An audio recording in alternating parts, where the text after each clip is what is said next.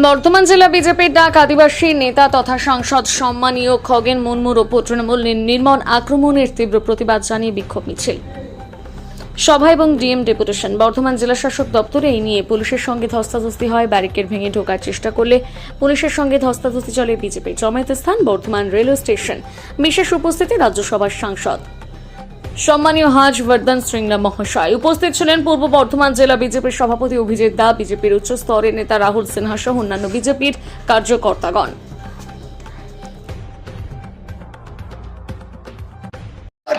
খাচ্ছে, এই হচ্ছে ওদের সাথে আমাদের তফাৎ। আমি আমাদের এক কেন্দ্রীয় মন্ত্রীকে বলেছিলাম যে তৃণমূল কোনো কিছু ছাড়ছে না, পায়খানার থেকেও টাকা খাচ্ছে। সেই কেন্দ্রীয় মন্ত্রী বলছে এটা হতে পারে কখনো? আরে টাট্টি খানা সে রুপিয়া খাতে কে বলতে আপ? আমি বললাম হ্যাঁ, আমি নদিয়াতে গিয়েছি আমাদের এক বাড়িতে, সেখানে সে আমাকে দেখাচ্ছে দাদা এই যে আমার প্রধানমন্ত্রী যোজনাতে আমার পায়খানা হয়েছে, স্বচ্ছ যোজনার আওতায় আমি আমার পাকা পায়খানা করতে পেরেছি। কি আনন্দ! মোদিজি টাকা দিয়ে তার খাটা পায়খানা পাকা করে দিয়েছে। কিন্তু আমি তাকিয়ে দেখলাম এত আনন্দ তো উনি করছে, কিন্তু পায়খানার দরজা নেই, একটা বস্তা ঝুলছে। আমি জিজ্ঞাসা করলাম আরে সবই যখন করলেন তো দরজাটা করতে পারলেন না, দরজায় বস্তা ঝুলছে কেন? সঙ্গে সঙ্গে সেই লোকটি বলল দরজা তৃণমূল খাইয়া লাইছে, দরজা তৃণমূল খাইয়া লাইছে। মানে দরজা তৃণমূল খেয়ে নিয়েছে, পায়খানার দরজাও খায়, কোনো কিছু বাদ দেয় না। আর আমি এখানে বলে যাচ্ছি এখন আপনি দেখবেন এই 5 মাস বাকি আছে নির্বাচনে, এখন কিচ্ছু ছাড়বে না, ওটাও দেখবেন খেয়ে ফেলবে। কারণ খাবো যখন সব খেয়ে যাব, কোনোটা ছাড়বো না। এই হচ্ছে তৃণমূলের নীতি। আর আমরাও পরিষ্কার করে এখানে ডিএম অফিসের সামনে ঘোষণা করে যাচ্ছি যা পারিস খা, কদিন খেয়ে নে। আর আমরাও এখানে প্রতিশ্রুতি দিচ্ছি জনগণের উন্নয়নের টাকা, জনগণের সম্পদ খাবি তো গলার ভিতরে হাত ঢুকিয়ে ওই খাবার যদি বের না করতে পারি আমরা বিজেপির কার্যকর্তা নই। পরিষ্কার এই ডিএম অফিসের সামনে দাঁড়িয়ে বলে যাচ্ছে শুধুমাত্র ত্রাণ দেওয়া, মানুষের পাশে দাঁড়ানো, সেবা করবার অপরাধে খগেন মুর্মু আমাদের আদিবাসী নেতা, তাকে কিভাবে মেরেছে আপনি দেখেছেন। ঝরঝর করে তার রক্ত ঝরছে। এত বয়স্ক নেতা, 70 পার হয়ে গিয়েছে, সেই ব্যক্তির এত রক্ত ঝরছে।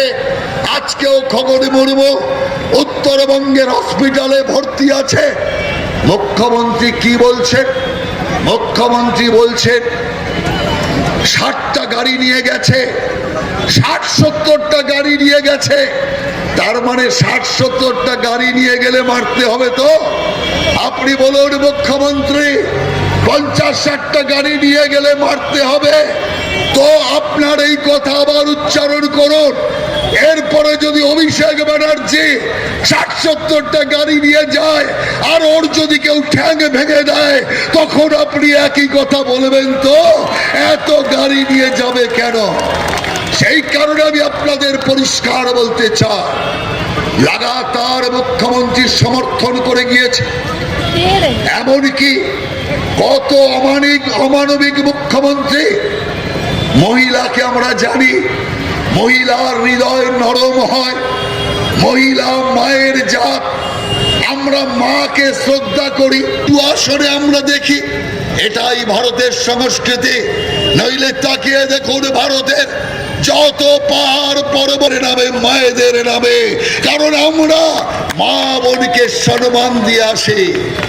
আর এই যে সামনে দাঁড়িয়ে আছে, একে মা বলবো, বোন বলবো না দিদি বলবো, কি বলবো বুঝে পাই না।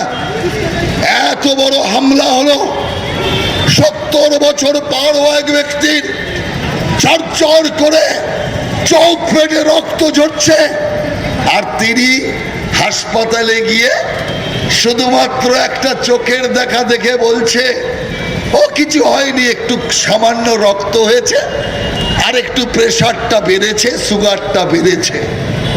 এই হচ্ছে মুখ্যমন্ত্রী। আচ্ছা, খগেন বাবু তো মানলাম, খগেন বাবু তো বিজেপির নেতা, বিজেপির সাংসদ।